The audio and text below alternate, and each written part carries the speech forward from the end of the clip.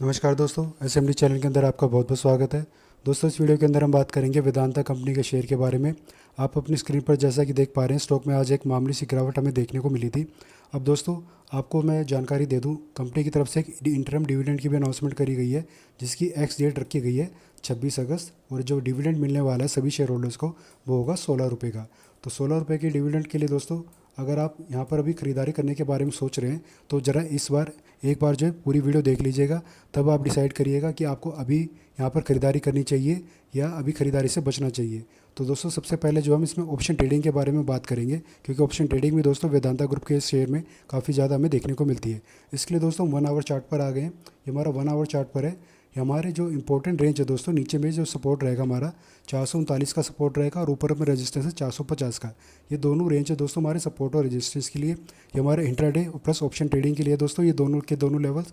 और 28 अगस्त का आपको पता ही होगा हमारी जो है मंथली एक्सपायरी भी आने लग रही है। अभी किसी ने दोस्तों अगर पुट साइड में पोजीशन बनाई थी आज के दिन यानी 22 अगस्त में, तो बहुत ही सही लेवल पर उन्होंने पोजीशन को अपनी क्रिएट करा है। इस लेवल के पास 450 का जो हमारा एक छोटा सा साइकोलॉजिकल नंबर भी है दोस्तों, यहाँ से हमें स्टॉक में गिरावट देखने को मिल रही है। हालांकि 440 की रेंज के आसपास ये थोड़ा सा सपोर्ट लेने की कोशिश कर रहा है, लेकिन दोस्तों पूरे चांसेस है कि एक बार जो अपने सपोर्ट के पास जाने की कोशिश करेगा। लेकिन दोस्तों, जो हमारा अगला वीक स्टार्ट होगा अगले मंडे से, अगर स्टॉक में हमें तेज़ी देखने को मिलती है तो हमें देखना होगा क्या दोबारा से यहाँ से रेजिस्टेंस फेस करके नीचे आता है। अगर यहाँ से रेजिस्टेंस फेस करके दोस्तों नीचे आ जाता है तो डेफिनेटली अपने सपोर्ट को इस बार ये टच करेगा ही करेगा। तो और अगर आपने अभी तक इसमें कोई पोजीशन क्रिएट नहीं करी है तो दोस्तों, जब नेक्स्ट वीक हमारा स्टार्ट होगा तो पहले हमें ये देखना होगा कि अपने सपोर्ट पर जाएगा या रेजिस्टेंस पर जाएगा। अगर मंडे के दिन सपोर्ट और रेजिस्टेंस दोनों में से किसी एक जगह पर हमें मिल गया, और जो भी कैंडलस्टिक पैटर्न अगर यहाँ पर हमें बनता हुआ देखने को मिले, मान लीजिए सपोर्ट पर आ गया, और सपोर्ट पर आने के बाद कोई bullish candlestick pattern, hammer candlestick pattern अगर हमें बनता हुआ देखने को मिल जाता है, तो इसके लो से 4-5 पॉइंट नीचे आप अपना एसएल लगाकर चल सकते हैं और टारगेट लेके चल सकते हैं। ये अपना रेजिस्टेंस अच्छा होगा दोस्तों। वैसे भी अगर आप सितंबर के जो हमारी स्ट्राइक्स होंगी, सितंबर की जो हमारी सीरीज़ है, उसमें अगर आप पोजीशन बनाएं मंडे के दिन तो ज़्यादा अच्छा होगा, क्योंकि जो है 28 अगस्त आपको पता है बहुत ही कम टाइम बचा हुआ है हमारे पास इसमें ट्रेडिंग करने के लिए। तो अगर किसी ने पोजीशन नहीं बनाई है तो जो हमारे सितंबर की सीरीज़ है दोस्तों, उसकी स्ट्राइक्स लेके आप अपनी पोजीशन को क्रिएट करिए सपोर्ट पर। जैसे कि मैंने बताया, कोई बुलिश कैंडलस्टिक पैटर्न बनता है तो हम रेजिस्टेंस तक अपना टारगेट रखेंगे। अगर मंडे के दिन रेजिस्टेंस पर अगर हमें मिल जाता है, कोई बेरिश कैंडलस्टिक पैटर्न हमें यहाँ पर देखने को मिल जाता है, तब आप नीचे में सपोर्ट तक अपना टारगेट लेकर चल सकते हैं। तो दोस्तों, ये सपोर्ट और रेजिस्टेंस जो आप ध्यान में रखिएगा। ऑप्शन ट्रेडिंग या फिर इंट्राडे ट्रेडिंग अगर आप करते हैं तो ये आपको आने वाले 1 से 2 हफ्ते के अंदर अंदर ज़रूर मदद करेंगे ही मरेंगे, क्योंकि हमारे ज़्यादा लंबे टारगेट लंबे टाइम के लिए दोस्तों हमारे लेवल काम नहीं करेंगे। मैक्सिमम 2 हफ्ते तक ही ये लेवल्स हमारे लिए यूज़फुल हो सकते हैं। तो दोस्तों, ये रहेंगे हमारे इंट्राडे और ऑप्शन ट्रेडिंग के लेवल्स। अब जरा दोस्तों हम डे चार्ट पर चलेंगे। डे चार्ट पर दोस्तों अब जो लेवल्स है मैं इनको हटा देता हूँ। अगर आपने नोट नहीं करे तो आप वीडियो को थोड़ा सा बैक करके देख सकते हैं। ये हमारे ऑप्शन ट्रेडिंग और इंट्राडे ट्रेडिंग के हिसाब से लेवल्स है। अब यहाँ पर हम देखते हैं दोस्तों हमारे मेजर रेजिस्टेंस और सपोर्ट कहाँ पर है। ऊपर में रेजिस्टेंस कहाँ पर है, 455 से लेकर 470। ये दोनों ही रेंज मिलकर हमारी सेलिंग जोन बना रहा है, यानी प्रॉफिट बुकिंग की रेंज है। और सपोर्ट लेवल 424 से लेकर 406, ये हमारे मेजर सपोर्ट लेवल है, यानी कि डिमांड रेंज है। अभी जैसे कि हम देख पा रहे हैं दोस्तों, ये अपने पहले रेजिस्टेंस 455 के पास से ही जो रेजिस्टेंस फेस करके नीचे की तरफ जा रहा है। अभी दोस्तों इसमें हम बाइंग साइड में पोजीशन बनाने से बचेंगे, क्योंकि आपको पता ही होगा इसको स्टॉक के चलते स्टॉक के रिगार्डिंग जो है खबरें भी कुछ हमें अच्छी निकलती नहीं आ रही है। हालांकि वेदांता ग्रुप के ऊपर आपको पता ही होगा बहुत ही ज़्यादा मैसिव इस टाइम कर्जा हो चुका है। इसका मतलब ये नहीं दोस्तों कि कंपनी की परफॉर्मेंस हमें अच्छी आती हुई देखने को नहीं मिल रही।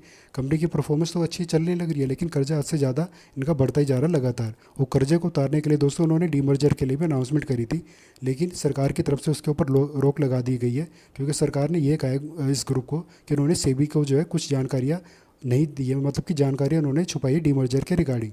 तो दोस्तों अभी कुछ छोटा सा विवाद चल रहा है सरकार और कंपनी के बीच में।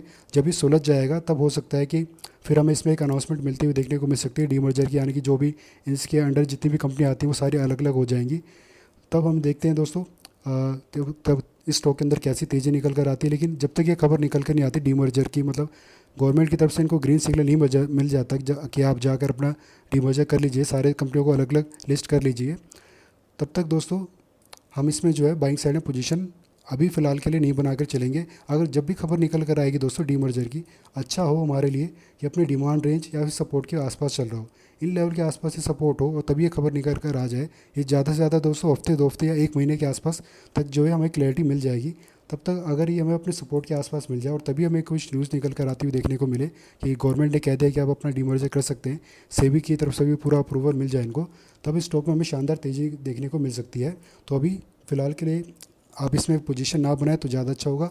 अगर आप लॉन्ग टर्म के हिसाब से इन्वेस्टमेंट करना पसंद करते हैं, मतलब 3 साल 5 साल उससे ज़्यादा का नज़रिया लेकर आप अपनी पोजीशन क्रिएट करते हैं किसी भी स्टॉक्स के अंदर, तो आप डेफिनेटली दोस्तों खरीदारी करके चल सकते हैं। लेकिन कोशिश करिएगा कि आप ज़्यादा इन्वेस्टमेंट ना करें। अगर आप 100 शेयर लेने के बारे में सोच रहे हैं तो आप 25 से 50 शेयर इस लेवल पर खरीदें, क्योंकि अगर आने वाले दिनों में हमें कुछ गिरावट इसके अंदर देखने को मिलती है तो अपने सपोर्ट या फिर डिमांड रेंज के बीच में, या फिर जो दूसरा सपोर्ट है 406 का, इस रेंज के आसपास आ जाता है, तब आप इसमें थोड़े से शेयर और ऐड करके चल सकते हैं। हालांकि दोस्तों सेलिंग साइड के लिए भी मैं इसमें नहीं कह सकता, क्योंकि भले ही यहाँ पर एक रेड कैंडल बनी हुई है रेजिस्टेंस के पास, धीरे धीरे हमें दिखाई दे रहा है कि अपने सपोर्ट के पास जाने की कोशिश करेगा ही। लेकिन दोस्तों कुछ नहीं पता कब कोई कैसी खबर निकल कर आ जाए, स्टॉक ऊपर चला जाए, तो आपके सेलर के जो है यहाँ पे स्टॉप लॉस के ट्रिगर होने के पूरे पूरे चांसेस रहेंगे। तो फिलहाल सेलिंग साइड में पोजीशन बनाने से बचें। अच्छा ही रहेगा कि हम बाइंग साइड में पोजीशन बनाएं और लॉन्ग टर्म के हिसाब से अगर इसमें पोजीशन बनाकर चलेंगे तो हमें डेफिनेटली आने वाले टाइम में फ़ायदा होने के थोड़े से चांसेस हैं। लेकिन दोस्तों बहुत ज़्यादा इन्वेस्टमेंट इसमें अभी ना करें, क्योंकि हमें साफ साफ देख पता है और दिखाई भी दे रहा है कि कंपनी के ऊपर जो है बहुत ही ज़्यादा इस टाइम कर्जा चल रहा है। और सरकार की तरफ से अगर दोस्तों अगर नहीं कहा गया कि आपको डीमर्जर की हम परमिशन नहीं देते, तो डेफिनेटली आने वाले टाइम में थोड़ा सा बुरा टाइम इस ग्रुप का हमें देखने को मिल सकता है, क्योंकि देखना होगा कि अपने कर्जे को किस तरीके से चुकाएंगे। क्योंकि डीमर्जर के थ्रू दोस्तों जो अपना जो OFS वगैरह लेकर आते हैं, तो उसका मतलब ही ये था लाने का कि पब्लिक से पैसा उठाकर जो अपना कर्जा कुछ उतारा जाए। तो देखते हैं दोस्तों गवर्नमेंट इनको परमिशन देती है कि नहीं देती। अगर परमिशन दे देती है तो डेफिनेटली स्टॉक में तेज़ी आएगी, तभी इसमें खरीदारी करने का हमें थोड़ा बहुत फ़ायदा मिल सकता है। लेकिन फिलहाल जब तक ये खबर निकल कर नहीं आ रही है तो हमें एकदम से इसमें इन्वेस्टमेंट नहीं करें, रुक रुक कर इन्वेस्टमेंट करनी है। और इन्वेस्टमेंट के लिए दोस्तों ज़रूरी है कि ये अपने सपोर्ट के ऊपर या फिर डिमांड रेंज के पास हो, तभी हम इसमें धीरे धीरे खरीदारी करके चले। और ज़्यादा पैसा फिलहाल इसमें लगाने से हम अवॉइड करें, क्योंकि मार्केट में पैसा लगाने के लिए दोस्तों और भी बहुत अच्छी अच्छी कंपनियाँ हैं। ये कंपनी कोई बुरी नहीं है, लेकिन दोस्तों कंपनी का टाइम थोड़ा सा ख़राब चल रहा है, तो एकदम से इसमें पैसा लगाना जो अच्छी बात नहीं होगी हमारे लिए। और ख़ास तौर पे जब ये अपने रेजिस्टेंस के पास चल रहा हो, तब तो बाइंग साइड में पोजीशन बनाने से हमें बिल्कुल बचना चाहिए। तो दोस्तों मुझे उम्मीद है जो भी जानकारी मैंने आपको देने की कोशिश करी है इस वीडियो में इस स्टॉक के रिगार्डिंग, अगर आपको अच्छी लगी हो, यूज़फुल लगी हो, तो वीडियो को लाइक करना, चैनल को सब्सक्राइब करना। धन्यवाद।